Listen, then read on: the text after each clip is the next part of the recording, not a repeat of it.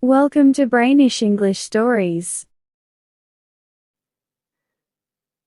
Erin was in trouble. She had no money, no job, no husband, and 3 young children. Life is difficult when you are a single mother. But Erin loved her young family, and she wanted to make their lives happy and comfortable.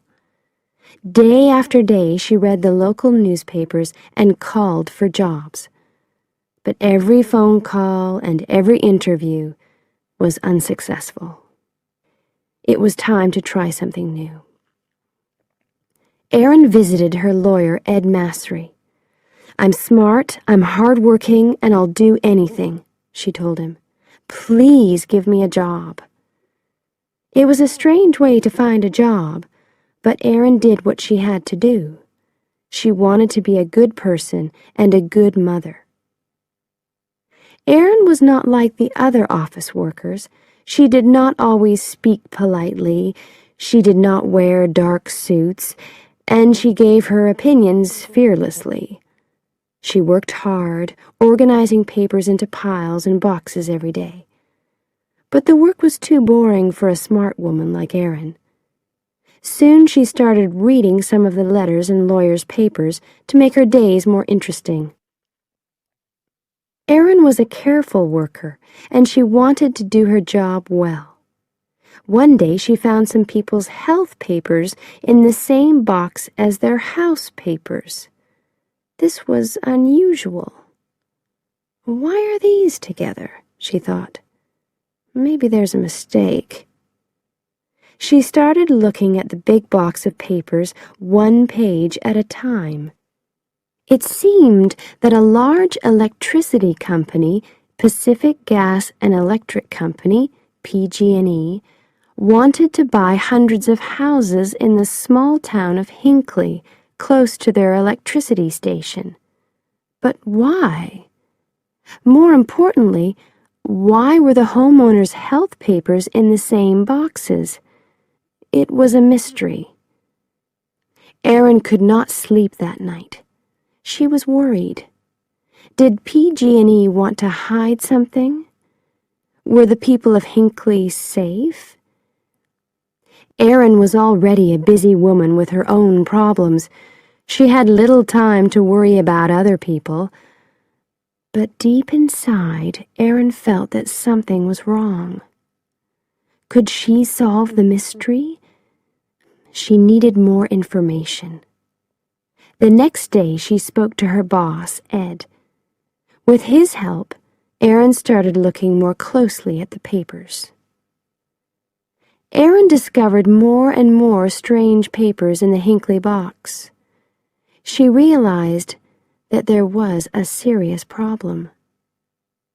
She loved her family, and she wanted to spend more time with them. She wanted to see her children grow up. But people in Hinckley were very sick, and only Erin knew about it. She wanted to help. So she bravely decided to solve the Hinckley mystery alone.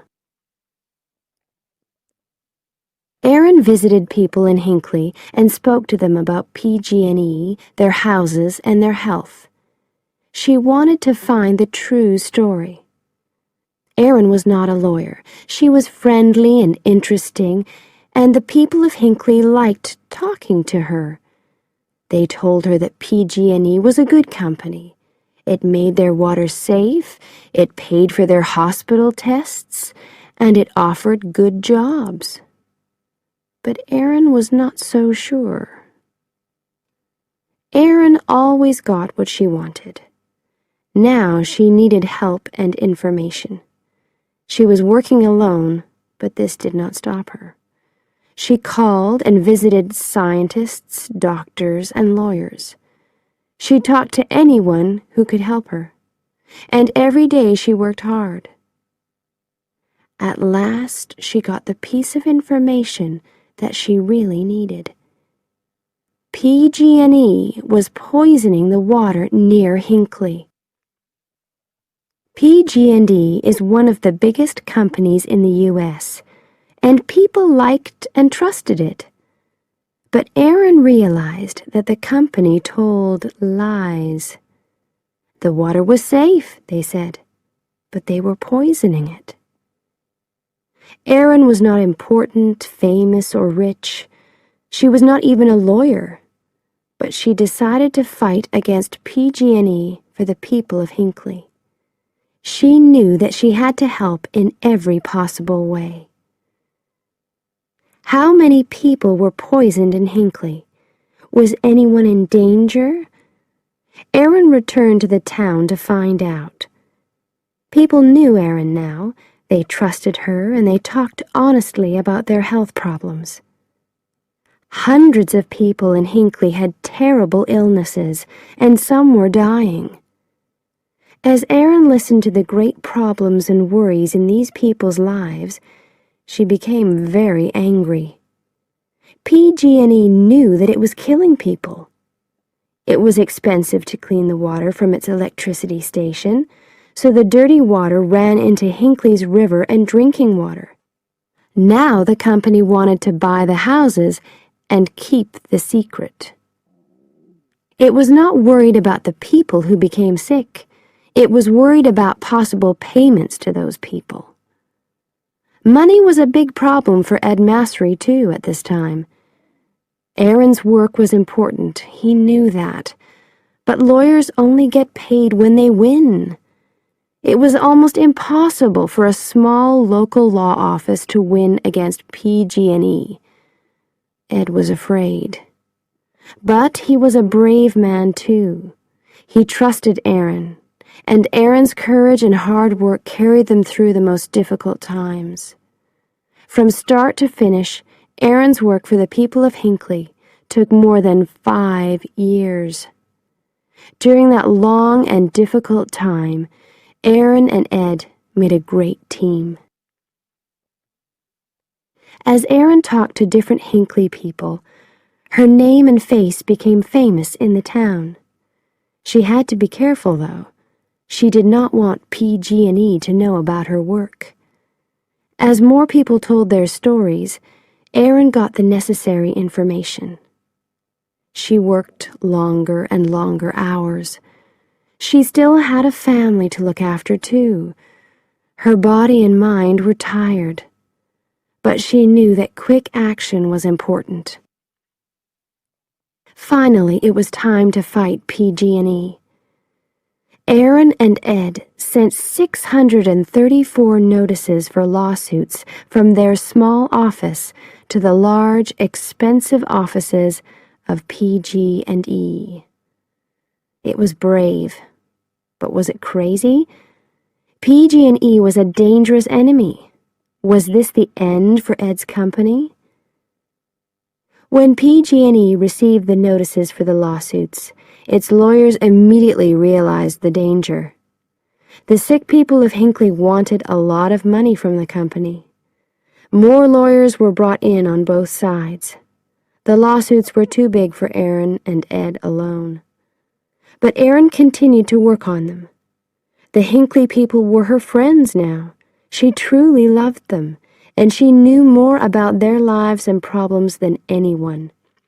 So Aaron, Ed, and the lawyers from other companies worked together to do their best for the people of Hinckley. After months of hard work, important lawyers in expensive clothes filled a small courtroom. PG&E bosses sat quietly in their chairs, trying not to look worried. Aaron was nervous and excited. She thought about her friends in Hinckley, and she remembered the long years behind her. As the judge spoke his final words, she listened silently. PG&E had to pay $333 million to the people of Hinckley. It was the largest amount of money for this type of lawsuit in the history of the United States. This also gave hope to other ordinary people and small law offices. And when PG&E stopped poisoning the water at Hinckley, hundreds of people's lives were saved. After their fight against PG&E, Aaron and Ed had enough money to stop working forever. But today, Aaron is still working for Ed's office. She is not a lawyer. She always liked to do things her own way, and she has not changed. She says that she is proud of the movie, but her health, her family, and the people of Hinckley are more important. Today, she works for other ordinary people who are fighting against big companies. Her courage and hard work continues to help people and save lives.